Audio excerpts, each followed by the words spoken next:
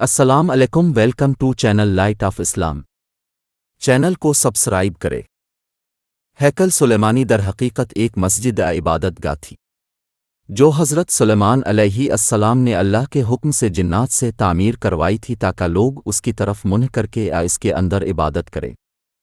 ہیکل سلیمانی کی تعمیر سے پہلے یہودیوں کے ہاں کسی بھی باقاعدہ ہیکل کا نہ کوئی وجود اور نہ اس کا کوئی تصور تھا۔ اس قوم کی بددعوں والی خانہ بدوش زندگی تھی۔ ان کا ہیکل معبد ایک خیمہ تھا۔ اس خیمے میں تابوت سکینہ رکھا ہوتا تھا جس کی جانب یہ رخ کر کے عبادت کیا کرتے تھے۔ روایات کے مطابق یہ تابوت جس لکڑی سے تیار کیا گیا تھا اسے شمشاد کہتے ہیں، اور اسے جنت سے حضرت آدم علیہ السلام کے پاس بھیجا گیا تھا۔ یہ تابوت نسل در نسل انبیاء سے ہوتا ہوا حضرت موسیٰ علیہ السلام کے تک پہنچا تھا۔ اس مقدس صندوق میں حضرت موسیٰ علیہ السلام کا عصا منو سلو اور دیگر انبیاء کی یادگاریں تھیں۔ یہودی اس تابوت کی برکت سے ہر مصیبت پریشانی کا حل لیا کرتے تھے۔ مختلف اقوام کے ساتھ جنگوں کے دوران اس صندوق کو لشکر کے آگے رکھا کرتے، اس کی برکت سے دشمن پر فتح پایا کرتے۔ جب حضرت داؤد علیہ السلام کو بادشاہت عطا ہوئی تو اپنے لیے ایک باقاعدہ محل تعمیر کروایا۔ ایک دن ان کے ذہن میں خیال آیا کہ میں خود تو محل میں رہتا ہوں جبکہ میری قوم کا معبد آج بھی خیمے میں رکھا ہوتا ہے۔ یہ بائبل کی روایات ہے۔ جیسے بائبل میں ہے، بادشاہ نے کہا، میں تو دیودار کی شاندار لکڑی سے بنے ہوئے ایک محل میں رہتا ہوں، مگر خداوند کا تابوت ایک خیمے میں پڑا ہوا ہے۔ 2 سموئیل 4:2۔ چنانچہ اپنے ہیکل کی تعمیر کا ارادہ کیا اور اس کے لیے ایک جگہ کا تعین کیا گیا۔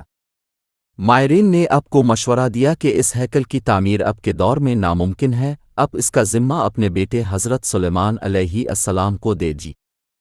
چنانچہ حضرت سلیمان نے اپنے دور حکومت کے 4 سال میں اس کی تعمیر کا باقاعدہ آغاز کیا گیا۔ ہیکل سلیمانی کی تعمیر کا آغاز آج اس کی بناوٹ اور مضبوطی سے اندازہ کیا جا سکتا ہے کہ یہ تعمیر انسانوں کے بس کی بات نہیں تھی۔ اتنے بھاری اور بڑے پتھروں کو ان جنات کی طاقت سے چنا گیا تھا جن پر حضرت سلیمان علیہ السلام کی حکومت تھی۔ ہیکل کی پہلی تعمیر کے دوران ہی حضرت سلیمان علیہ السلام اس دنیا سے رخصت ہو گئے، لیکن جنات کو پتہ نہ چل سکا اور انہوں نے ہیکل کی تعمیر مکمل کر دی۔ واقعہ اپنے پہلے بھی پڑا ہوگا کہ حضرت سلیمان علیہ السلام کی روح اللہ نے دوران عبادت ہی قبض کر لی، لیکن اس کی ترکیب اس طرح بنی کہ آپ ایک لکڑی پر سر اور کمر رکھ کر عبادت میں مصروف ہو گئے، اور اس لکڑی کے سہارے سے یوں لگتا تھا کہ آپ اب بھی عبادت ہی کر رہے ہیں جبکہ آپ کا انتقال ہو چکا تھا۔ بہرحال یہ ہیکل معبدہ مسجد بہت عالیشان اور وسیع و عریض تعمیر کی گئی تھی۔ حضرت سلیمان علیہ السلام کی وفات کے بعد اس میں 3 حصے کر دیے گئے تھے۔ بیرونی حصے میں عام لوگ عبادت کیا کرتے، اس سے اگلے حصے میں علماء جو کہ انبیاء کی اولاد میں سے ہوتے ان کی عبادت کی جگہ تھی، اس سے اگلے حصے میں جسے انتہائی مقدس سمجھا جاتا تھا اس میں تابوت سکینہ رکھا گیا تھا۔ اس حصے میں کسی کو بھی داخل ہونے کی اجازت نہیں تھی سوائے سب سے بڑے عالم پیش امام کے۔ یہودیوں پر عذاب الہی وقت گزرتا رہا۔ اس دوران بنی اسرائیل میں پیغمبر مابعوث ہوتے رہے۔ یہ قوم بد سے بدتر ہوتی رہی۔ یہ کسی بھی طرح اپنے گناہوں سے توبہ طائب ہونے اور ان کو ترک کرنے کے لیے تیار نہیں تھے۔ یہ ایک جانب عبادتیں کیا کرتے، دوسری جانب اللہ کے احکام کی سری خلاف ورزی بھی کرتے رہے۔ ان کی اس دوغلی روش سے اللہ پاک ناراض ہو گیا۔ ان کے پاس ایک بہت بڑی تعداد میں انبیاء بھی بھیجے گئے، لیکن یہ قوم سدھرنے کو تیار نہ تھی، حتیٰ کہ ان کی شکلیں تبدیل کر کے بندر اور سور تک بنائی گئیں، لیکن یہ گناہوں سے باز نہ آئے۔ تب اللہ نے ان پر لعنت کر دی۔ بخت نصر کا حملہ اور تل ابیب کا قیام۔ بخت نصر نے ان کے ملک پر حملہ کیا، ان کا ہیکل مکمل طور پر تباہ و برباد کر دیا۔ ہیکل میں سے تابوت سکینہ نکالا، 6 لاکھ کے قریب یہودیوں کو قتل کیا، تقریباً 2 لاکھ یہودیوں کو قید کیا اور اپنے ساتھ بابل عراق لے گیا۔ شہر سے باہر یہودی غلاموں کی ایک بستی تعمیر کی جس کا نام تل ابیب رکھا گیا۔ 70 سال تک ہیکل صفحہ ہستی سے مٹارے۔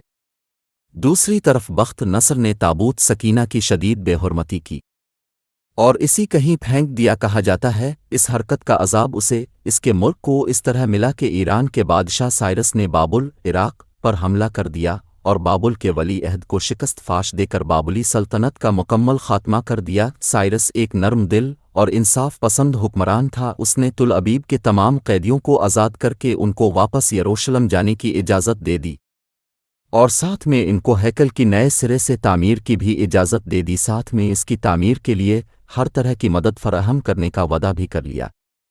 ہیکل سلیمان کی دوسری تعمیر۔ چنانچہ ہیکل کی دوسری تعمیر میں شروع ہوئی، لیکن تعمیر کا کام سر انجام دینے والوں کو اپنے ہم وطن دشمنوں کی اتنی زیادہ مخالفت کا سامنا کرنا پڑا کہ تعمیراتی کام جلد ہی عملی طور پر بند ہو گیا اور دارا دریس اول کے دون حکومت تک مداخلت ہی کا شکار رہا۔ اس کی حکمرانی کے دوسرے سال میں حضرت زکریہ علیہ السلام نے وہاں کے گورنر زربابل اور سردار کاہن اوشواف اوشت کی حوصلہ افزائی کی کہ وہ ہیکل کی تعمیر ثانی کی دوبارہ کوشش کرے۔ انہوں نے مثبت ردن عمل کا اظہار کیا اور پوری قوم کی پر جوش تائیداور ایرانی حکام اور تعمیرات سمیت 4.5 سال کے عرصے میں پا تکمیل کو پہنچا، لیکن اس بار اس میں تابوت سکینہ نہیں مل سکا۔ بذات خود بادشاہ کی آشیرواد سے آوکل انسانی اپنی اضافی اس کے بارے آج تک معلوم نہیں ہو سکا کہ بخت نصر نے اس کا کیا کیا۔ کچھ لوگوں کا کہنا ہے کہ اس مقدس صندوق کی مزید توین سے بچانے کے لیے اسے اللہ پاک کے حکم سے کسی محفوظ مقام پر معجزانہ طور پر چھپا دیا گیا جس کا کسی انسان کو علم نہیں، لیکن یہودی اس کی تلاش میں پورے کرہ ارض کو کھود ڈالنا چاہتی ہے۔ ایک اور دلچسپ بات، عام طور پر تاریخ دان ہیکل کی 2 دفعہ تعمیر اور 2 دفعہ تباہی کا ذکر کرتے ہیں۔ تاریخ کے مطالعے سے ایک بات میرے سامنے آئی کہ ایسا نہیں، اس ہیکل کو 3 بار تعمیر کیا گیا، لیکن اس کے ساتھ بھی ایک دلچسپ کہانی وجود میں آئی۔ ہیروڈس بادشاہ کا ہیکل تعمیر کرنا۔ ہیروڈس بادشاہ جو کہ حضرت عیسیٰ علیہ السلام کی پیدائش سے چند سال پہلے کا بادشاہ ہے، اس نے جب اس کی بہتر طریقے سے تعمیر کی نیت کی تو یہودیوں کے دل میں ایک خوف پیدا ہوا کہ اگر اسے نئے سرے سے تعمیر کے لیے گرایا گیا تو دوبارہ تعمیر نہیں ہوگا۔ ہیروڈس نے ان کو بہلانے کے لیے کہا کہ وہ صرف اس کی مرمت کرانا چاہتا ہے، اسے گرانا نہیں چاہتا۔ چنانچہ اس نے ہیکل کے ایک طرف کے حصے کو گرا کر اسے تبدیلی کے ساتھ اور کچھ وسیع کر کے تعمیر کروایا۔ یہ طریقہ کامیاب رہے اور یوں یہودیوں کی عبادت میں خلل ڈالے بغیر تھوڑا تھوڑا کر کے ہیکل گرایا جاتا، اور ہیروڈس نے ان کو بہلانے کے لیے کہا کہ وہ صرف اس کی مرمت کرانا چاہتا ہے، اسے گرانا نہیں چاہتا۔ چنانچہ اس نے ہیکل کے ایک طرف کے حصے کو گرا کر اسے تبدیلی کے ساتھ اور کچھ وسیع کر کے تعمیر کروایا۔ یہ طریقہ کامیاب رہے اور یوں یہودیوں کی عبادت میں خلل ڈالے بغیر تھوڑا تھوڑا کر کے ہیکل گرایا جاتا اور اس کی جگہ نیا اور پہلے سے مختلف ہیکل وجود میں آتا رہے۔ یہ کام 18 ماہ میں مکمل ہوا اور یوں تیسری بار ہیروڈس کے ذریعے ایک نیا ہیکل وجود میں آ گیا۔ کچھ عرصہ بعد حضرت عیسیٰ علیہ السلام کا ظہور ہوا۔ اللہ کے اس رسول پر ایک بار پھر یہودیوں نے حسب معمول مظالم کے پہاڑ توڑنے شروع کر دیے۔ دراصل وہ اپنے مسیحا کے منتظر تھے جو دوبارہ آ کر ان کو پہلے جیسی شان و شوکت عطا کرتا۔ حضرت عیسیٰ علیہ السلام کے مصلوب ہونے کا واقعہ پیش آیا۔ اب کے مصلوب ہونے کے 70 سال بعد ایک بار پھر یہودیوں پر اللہ کا عذاب نازل ہوا۔ اس بار اس عذاب کا نام ٹائٹس تھا۔ یہ رومی جرنیل بابل کے بادشاہ بخت نصر سے بھی زیادہ ظالم ثابت ہوا۔ اس نے ایک دن میں لاکھوں یہودیوں کو تہ تیک کر دیا۔ اس نے ہیروڈس کے بنائے ہوئے عظیم الشان ہیکل کی اینٹ سے اینٹ بجا دی اور یہودیوں کو ہمیشہ کے لیے یروشلم سے نکال باہر کیا۔ اسرائیل کا قیام۔ یہودی پوری دنیا میں بکھر کر اور رسوا ہو کر رہ گئے۔ کم و بیش 1800-1900 سال تک بھٹکنے کے بعد برطانیہ نے جب فلسطین پر قبضہ کیا تو ساتھ ہی ایک ناجائز بچے اسرائیل کو فلسطین میں جنم دے دی، اور یوں صدیوں سے دھکے کھانے والی قوم کو ایک بار پھر اس ملک اسرائیل میں اکٹھے ہونے رہنے کی اجازت مل گئی۔ لیکن یہ قوم اپنی ہزاروں سال پرانی گندی فطرت سے باز نہ آئی۔ یہ برطانیہ کے جنم دیے ہوئے اسرائیل تک محدود نہ رہی، ایک بار پھر ہمسایہ ممالک کے لیے اپنی فطرت سے مجبور ہو کر مصیبت بننے لگے۔ 5 جون 1967 کو اس نے شام کی گولان کی پہاڑیوں پر قبضہ کر لیا۔ 1968 میں اردن کے مغربی کنارے پر قابض ہو گئے۔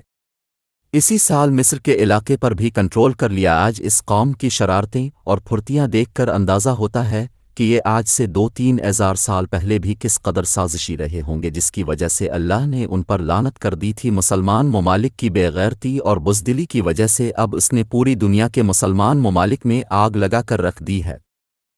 اب ان کا اگلا مشن جلد از جلد اسی ہیکل کی تعمیر ہے، اور اس ہیکل میں تخت داؤد اور تابوت سکینہ کو دوبارہ رکھنا ہے تاکہ ایک بار پھر یہ اپنے مسیح یہودی زبان کا لفظ مسیح کے آنے پر پوری دنیا پر اپنی حکومت قائم کر سکیں۔ وہ یہ کام انتہائی تیز رفتاری سے کر رہے ہیں۔ اس ہیکل کی تعمیر کے نتیجے میں یہ پوری دنیا جنگ کی آگ میں لپٹ جائے گی۔ امریکہ کے صدر ڈونلڈ ٹرمپ کا اسرائیل کے دارالخلافہ کی تبدیلی کا اعلان بھی اسی سلسلے کی ایک کڑی ہے، لیکن مسلمان اقوام کو کوئی پرواہ نہیں۔ آپ اندازہ کیجئے یہودیوں کو جس بستی تل ابیب میں بخت نصر نے قیدی بنا کر رکھا تھا، وہ اس کو آج تک نہیں بھولے۔ انہوں نے اسرائیل بنانے کے بعد اپنے ایک شہر کا نام تل ابیب رکھ لیا، جبکہ ہم مسلمان اس مسجد اقصی کو بھی بھول چکے ہیں جہاں ہمارے نبی کریم صلی اللہ علیہ وسلم نے معراج کا سفر شروع کیا تھا۔ یہودی آج تک بار بار گرائے گئے ہیکل کو نہیں بھولے، حتیٰ کہ اس میں رکھے تابوت سکینہ کی تلاش میں پوری دنیا کو کھود دینا چاہتے ہیں، جبکہ ہم کو یہ بھی یاد نہیں کہ عراق میں کتنے انبیاء اولیاء کے مزارات پچھلے کچھ عرصہ میں بم لگا کر شہید کر دیے گئے۔ مزید ایسی معلوماتی ویڈیو دیکھنے کے لیے چینل کو سبسکرائب کریں اور لائک کریں۔